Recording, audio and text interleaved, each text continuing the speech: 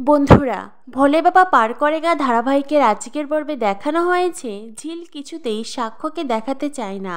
সাক্ষর বাবা ঝিলকে নানানভাবে বোঝায়, আর তারপরেই ঝিল রাজি হয়। এরপর দেখানো হয় নার্স ঝিলকে নিয়ে সাক্ষর কেবিনে আসে। সাক্ষ্য ঝিলকে বেডে শুতে বলে। ঝিল খানিকটা আনইজি ফিল করে, কিন্তু ডাক্তারবাবু যখন বলেছে তাকে তো সেই কথা শুনতেই হবে। ঝিল বেডে চুপটি করে শুয়ে থাকে, আর সাক্ষ্য তখন ঝিলের প্রেশার চেক করে। প্রেশার চেক করার সময় ঝিল বলে, উফ, আমার লাগছে।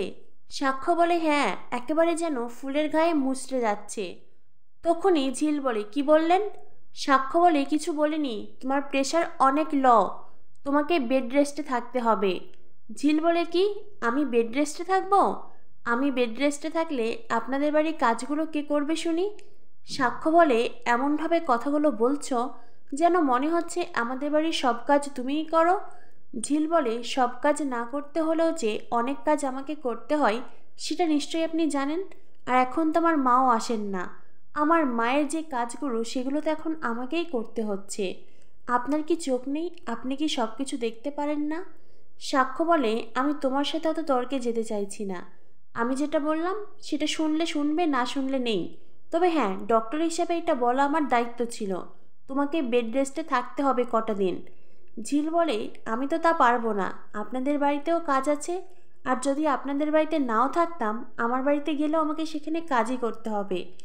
সাক্ষ্য তখন বলে, তোমার যা খুশি করো। এ বলে সাক্ষ্য ঝিলের চোখ দেখে। সাক্ষ্য যখন ঝিলের চোখগুলো দেখছিল, তখনই ঝিলের ভেতরে কেমন একটি অস্বস্তি অনুভব হয়।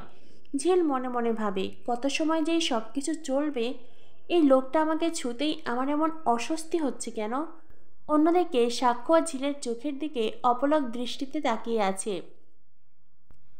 এদিকে চৈতি সাক্ষর কেবিনে আসে। তখনই সে নার্সের সাথে চৈতির দেখা হয়। চৈতি নার্সের কাছে জানতে চায় সাক্ষ্য এখন তার কেবিনে কি করছে। নার্স চৈতিকে বলে, সাক্ষ্য স্যার এখন তার ওয়াইফকে দেখছেন। কথাটা শুনে চৈতি বলে, ওয়াইফকে দেখছেন মানে? নার্স বলে, না মানে ওনার ওয়াইফ তো অসুস্থ, সেজন্যই সাক্ষ্য স্যার ওনার ওয়াইফকে দেখছেন। মানে স্যারের ওয়াইফের মাথা ঘুরে গিয়েছিল, সেজন্যই স্যার ওনার প্রেশার চেক করছেন। চৈতি বলে, ও আচ্ছা। এরপরে দেখানো হয় সাক্ষ্য আর ঝিল যখন একে অন্যের চোখের দিকে মুগ্ধ হয়ে তাকিয়েছিল, তখনই সাক্ষ্যর কেবিনে আসে চৈতি। কেবিনে ঢুকেই চৈতি গলা ঝেড়ে সাক্ষ্যর মনোযোগ আকর্ষণ করে, আর তারপরেই সাক্ষ্যকে বলে, সাক্ষ্য কি করছিলি? সাক্ষ্য বলে, এই তো ঝিলের প্রেশার দেখছিলাম, প্রেশার একেবারেই ল, মাথার ঘুরে গিয়েছিল।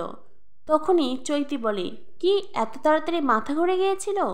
আবার বমি বমি পাচ্ছে না তো? ঝিল চৈতিকে বলে, মানে কি বলতে চাইছেন আপনি? সাক্ষ্য বলে, চৈতি তুই এসব কি বলছিস? চৈতি বলে, রিল্যাক্স রিল্যাক্স, আমি তো মজা করছিলাম। ঝিল তখন সাক্ষ্যর কেবিন থেকে বেরিয়ে যায়। সাক্ষ্য ঝিলকে বলে, তুমি এখন সিক রুমে যাবে, আর ওখানে গিয়ে রেস্টে থাকবে, শুয়ে থাকবে, আজ আর কোনো কাজ করবে না, বুঝতে পেরেছ? ঝিল তখন মাথা নাড়িয়ে হুম বলে আর ওখান থেকে চলে যায়। এরপরে চৈতি সাক্ষ্যর কেবিন থেকে যেতে চাইলেই সাক্ষ্য চৈতিকে বলে, এখন তো আমার ফ্রি টাইম, চল না কফি খাই। চৈতি বলে, না রে, আমার এখন কফি খেতে একদমই ইচ্ছে করছে না, তুই বরং তোর বউয়ের জন্য এখন হেলথ ড্রিঙ্ক নিয়ে যা। এ বলে চৈতি কেবিন থেকে বেরিয়ে যায়। এরপর দেখানো হয় ঝিল সাক্ষ্যদের বাড়িতে ফিরে আসে। সাক্ষ্যদের বাড়িতে মিনু আর মিলি এসেছে। সাক্ষ্যর মা বলে, এ কি মিনু, তুমি এখানে? তখনই সেখানে আসে ঝিল। ঝিল বলে, মা তোমরা এখানে কেন এসেছো? মিনু বলে, মা কতদিন তোকে দেখিনি, সেজন্যই দেখতে এসেছি। আর তোর দিদির হাতে খাবারও পাঠিয়েছিলাম, তুই তো তোর কাজের জায়গায় ছিলি না, মানে তুই যে চেয়ারে বসিস সেখানে তুই ছিলি না, তোর দিদি খাবার রেখে এসেছিল, তুই পেয়েছিলি তো? ঝিল বলে, হ্যাঁ মা, আমি খেয়েছি, খাবার খুব সুস্বাদু হয়েছিল। কিন্তু মা তোমরা এখন এখানে কেন এলে? তখনই সাক্ষর বাবা বলে, এটা আবার কেমন প্রশ্ন, মা তার মেয়েকে দেখতে আসবে না? সাক্ষর মা তখন ফোরন কেটে বলে, কদিনই বা হয়েছে মেয়েকে দেখেনি যে দেখার জন্য এতটা অস্থির হয়ে গেছে? সাক্ষর বাবা বলে, মা তার মেয়েকে দেখতে আসবে, সেটা যে কদিনই হোক না কেন। সেটা যদি একদিনও না দেখে পরদিন মা আসবে না? আসতেই তো পারে। মিলি তখন ঝিলকে বলে, ঝিল কতদিন পরে তোকে দেখলাম, চল না তোর ঘরে বসে গল্প করি। ঝিল বলে, না না, এখন আমি ঘরে বসে গল্প করব না, আমাকে একটু বেরোতে হবে। তখনই সাক্ষর বাবা বলে, কিরে তুই আবার আজ কোথায় বেরোবি? সাক্ষ্য তোকে বেড রেস্টে থাকতে বলেছে না? ঝিল বলে, না গো বড় মামু, আমার আজকে রিহার্সেল আছে, দুদিন পরে প্রোগ্রাম। তখনই সাক্ষর বাবা বলে, ঝিল তুই কোথাও যাবি না। সাক্ষ্য বলে, তুমি কোথাও যাবে না, তোমাকে তো আমি বেড রেস্টে থাকতে বলেছিলাম, তুমি বেড রেস্টে থাকবে। ঝিল বলে, কিন্তু তোমার যাওয়া খুব দরকার ছিল। তখনই সাক্ষর বাবা বলে, আমি তো বলছি ঝিল, আজ তুই এখানেই থাকবি, কোথাও যাবি না, নিজের ঘরে যাবি, খাওয়া দাওয়া করবি, রেস্ট নিবি, ব্যাস।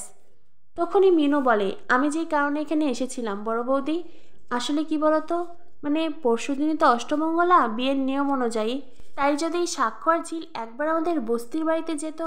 তখনই সাক্ষর মা বলে, আমি কি এই বাড়ির গার্জেন যে তুমি কথাটা আমাকে বলছো?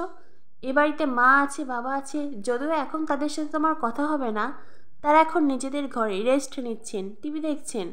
আর তাছাড়াও তাদের সাথে কথা বলেই বা কী লাভ, তাদের অনুমতি তো শেষ নয়, সাক্ষরও তো ইচ্ছে থাকতে হবে। তখনই সাক্ষ্য কথা বলে, সাক্ষ্য বলে, কোথায় যাওয়ার কথা হচ্ছে? মিনু বলে, বাবা বিয়ের নিয়ম অনুযায়ী তো তোমাদের বস্তিতে যাওয়ার কথা অষ্টমঙ্গলায়, তো তুমি যদি একবার যেতে। সাক্ষ্য বলে, না আমি ওখানে যাব না। তখনই মিলি বলে, কেন, আমরা গরিব বলে? সাক্ষ্য বলে, না আপনারা গরিব বলে আমি ওখানে যাব না, বিষয়টি এমন নয়, আমি এই বিয়েটাকে স্বীকার করি না, তাই বিয়ের কোনো নিয়ম আমি পালন করব না, সেজন্যই যাব না। তখনই ঝিল মিনুকে বলে, মা তুমি এই কথাটা কেন বলতে গেলে বলো তো? তোমার কি একটুও বিবেচনা নেই? যে মানুষটা এই বিয়েটাই মানেন না, সেই মানুষ কি করে বস্তিতে যাবেন সেই নিয়ম মানতে? আর তাছাড়া আমিও তো এই বিয়েটাকে স্বীকার করি না। মিনু বলে, আমার যা দায়িত্ব কর্তব্য আমি সেটাই পালন করতে এসেছি, মানে নিমন্ত্রণ করতে এসেছি। আর তাছাড়াও বস্তির লোকেরা এমনিতেই ক্ষেপে আছে, আর এখন যদি অষ্টমঙ্গলায় না যাওয়া হয়, ওরা হয়তো আবারও ওই বাড়িতে এসে চড়াও হবে। তখনই সাক্ষ্য বলে, আর কতদিন, আর কতদিন বস্তির লোকদের দিয়ে ভয় দেখাবেন আমাকে? তখনই মিনু বলে, না বাবা, আমি তোমাকে কোনো বিষয় নিয়ে ভয় দেখাচ্ছি না, আর আমি তো বস্তির লোকদের এইসব কিছু শিখিয়ে দেইনি, তুমি অষ্টমঙ্গলায় না গেলে যেটা হতে পারে আমি সেটাই বলেছি। তখনই ঝিল বলে, না মা উনি যাবেন না, আর সেই সাথে আমিও কোনো নিয়ম পালন করতে যাব না, গেলে এমনিতেই যাব। মিনু বলে, ঝিল তোমার সাথে সাক্ষর বিয়ে হয়েছে, এখনও তো তোমরা স্বামী স্ত্রী আছো, এখনও তো ডিভোর্স হয়নি, তাই যতদিন ডিভোর্স হয়নি ততদিন স্বীকার করি না, বিয়ে মানি না, এইসব কথা মুখে আনবে না। মনে রাখবে ভগবানের সামনে অগ্নি সাক্ষী রেখে তোমাদের বিয়ে হয়েছে। এরপরে ঝিল বলে, তবে চলো মা আমি যাই, বড় মামু আজ আমি মায়ের সাথে যাব, মায়ের সাথে থাকতে আমার খুব ইচ্ছে করছে। সাক্ষ্য বলে, বলছি না কোথাও যাবে না তুমি, তোমাকে তো বেড রেস্টে থাকতে বলা হয়েছে। সাক্ষর বাবা বলে, ঝিল তুই আবারও সে এক কথা বলছিস? তখনই সাক্ষর মা ঝিলকে বলে, তুমি মায়ের বাড়িতে যাবে আর কোনো অনুমতি নেওয়ার প্রয়োজন নেই, তাই না? ঝিল বলে, অনুমতি, কিসের অনুমতি? সাক্ষর মা বলে, কেন, তুমি কি সব অনুমতির ঊর্ধ্বে চলে গেছো? ঝিল বলে, তোমরা তো এই বাড়ির কেউ হিসেবে আমাকে মানোই না, আর আমিও তো নিজেকে এই বাড়ির কেউ ভাবি না, তবে আমি আমার মায়ের বাড়ি যাই বা যে কোনো জায়গায় যাই, অনুমতি নেওয়ার কি আছে? আমি তোমাদের কে বলো? এরপরে ঝিল তার মায়ের সাথে যেতে চায়, মিনুও ঝিলকে নিয়ে যেতে চায়। তখনই সাক্ষ্য বলে, আমি এতবার করে বলছি তবুও আপনি আপনার মেয়েকে নিয়ে যেতে চাইছেন? আপনার মেয়ের শরীর খারাপ এই অবস্থাতেও? মিনু বলে, কি হয়েছে আমার ঝিলের? তখনই সাক্ষর মা বলে, ওর প্রেশার ল, আর প্রেশার ল তো একদিনে হয় না, পুষ্টির অভাব, ভিটামিনের অভাব, ঠিক করে খাওয়া দাওয়া করেনি, সেই জন্য প্রেশার ল হয়ে গেছে। আর তোমার প্রেশার চেক করলে দেখা যাবে তোমারও প্রেশার ল, ও যা হয় আর কি, আমাদের বাড়িতে তোর খাবারের অভাব নেই।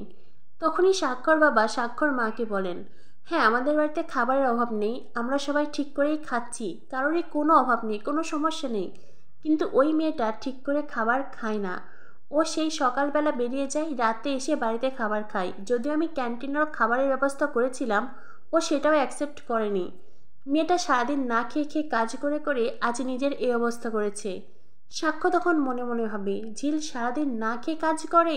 ঝিলের মা তখন ঝিলকে বলে, এই ঝিল তুই ঠিক করে খাওয়া দাওয়া করিস না কেন রে, তুই সকালবেলা কিছু খেয়ে বেরোতে পারিস না? ঝিল বলে, চুপ করো না মা, সকালবেলা তো এই বাড়িতে ভাত হয় না, তুমি তো জানোই। তখনই সাক্ষর বাবা বলে, মেয়েটার তো বদ অভ্যাস করে ছেড়েছ, 4 বেলা ভাত খাবে, অন্য কিচ্ছু খাবে না। তখনই মিলি বলে, আসলে আমরা তো গরিব, আমাদের 4 বেলা ভাত দিয়েই চলে, অন্য খাবার আমরা কোথাও পাবো, ফল দুধ এইসব তো আমাদের কপালে জোটে না, ওই একবেলা রান্না করে সারাদিন আমরা সেই ভাতটাই খাই। তখনই সাক্ষর মা মিনুকে বলে, মিনু আমি কিন্তু আগে তোমাদের বাড়ির জন্য খাবার পাঠাতাম, নিশ্চয়ই তুমি সেটা ভুলে যাওনি? মিনু বলে, না গো বড় বৌদি, আমি সেটা ভুলে যাইনি, কি বলো তো, তুমি তোমাকে রাতে খাবার দিতে, আমি বাড়িতে নিয়ে গিয়ে সেই খাবার সবাই মিলে খেতাম, আর তুমি তো শুধু আমার খাবারটাই দিতে বলো, সেই খাবারটাই 4 জনে ভাগ করে খেতাম, কতটুকুই বা কার ভাগ্যে জুটত। না মানে আমি তোমার কোনো দোষ দিচ্ছি না, তোমার কোনো ভুলও ধরছি না, আমি জাস্ট এমনিতেই বললাম, যেটা হয়ে থাকে আর কি সেটাই বললাম। ঝিল বলে, বড় মামু একদিন মায়ের সাথে যাই না গো, বাবাটাকেও কতদিন দেখি না। তখনই সাক্ষ্য বলে, এতবার করে বারণ করছি তোমার কথা কানে যাচ্ছে না তাই না? আর বাবাকে দেখবে কি, তোমার বাবা তো ফেরেন সেই মাঝরাতে, তো আবার নেশাভান করে ফেরেন, আবার কখনো কখনো ওই মেনকা মাসি নাকি তার ঘরেও থেকে যান। তখনই মিনু কাঁদতে কাঁদতে বলে, হ্যাঁ গো বাবা, এটাই তো আমাদের গল্প। বিশ্বাস করো বাবা, এই গল্পটা কিন্তু আমরা নিজেরা লিখিনি, এই গল্পটা আমাদের জীবনে তৈরি হয়েছে। এই দেখো না, আমার মেয়ের জীবন একটু অন্যরকম হতে পারত, তার জীবনে এমন গল্প নাও থাকতে পারত, সে সুখী হতে পারত, শ্বশুরবাড়িতে তার লড়াই না করলেও হতো। কিন্তু সেটা কোথায় হচ্ছে বলো, শ্বশুরবাড়িতে তাকে লড়াই করতে হচ্ছে। তুমি মাঝ রাস্তায় তোমার বান্ধবীকে নিয়ে গাড়ি করে যাচ্ছ, আর তোমার স্ত্রী বস্তির মেয়ে বলে তাকে পায়ে হেঁটে যেতে হচ্ছে। তুমি কি আমার মেয়ের জীবনে অন্য কোনো গল্প লিখছো না বাবা? ঝিল তখন তার মাকে থামাতে চেষ্টা করে, তখনই ঝিলের মাথা ঘুরে আসে। ঝিল পড়ে যেতে চাইলে স্বাক্ষর বাবা আবারও ঝিলের হাত টেনে ধরে। স্বাক্ষর বাবা ঝিলকে বলে, তুমি এখন কোথাও যাবে না, নিজের ঘরে গিয়ে রেস্ট নেবে। আর এরপরেই স্বাক্ষর মাকে স্বাক্ষর বাবা বলে ঝিলের খাবারের দিকে নজর রাখতে। আর স্বাক্ষর মা মিনুকে বলে, তোমরা কি কিছু খাবে? মিনু মিলি বলে, না আমরা খাবো না, বাড়ি গিয়ে ভাত খাবো। স্বাক্ষর বাবা তখন স্বাক্ষর মাকে বলে, ওরা এখানে খাবে না, কারণ যে বাড়িতে ওদের সম্মান নেই, মর্যাদা নেই, সেই বাড়ির খাবার ওদের গলাতে নামবে না। তুমি ঠিক সিদ্ধান্ত নিয়েছো মিনু, যেদিন এই বাড়িতে সম্মান পাবে, মর্যাদা পাবে, সেদিন এই বাড়িতে খেও। এখন বরং বাড়ি ফিরে যাও আর নিজের হাতের রান্নাটাই খাও। তো বন্ধুরা, কি হতে চলেছে ভোলে বাবা পার করেগা ধারাবাহিকে? ভোলে বাবা পার করেগা ধারাবাহিকের সকল আপডেট পেতে আমাদের সাথেই থেকো। ধন্যবাদ সবাইকে।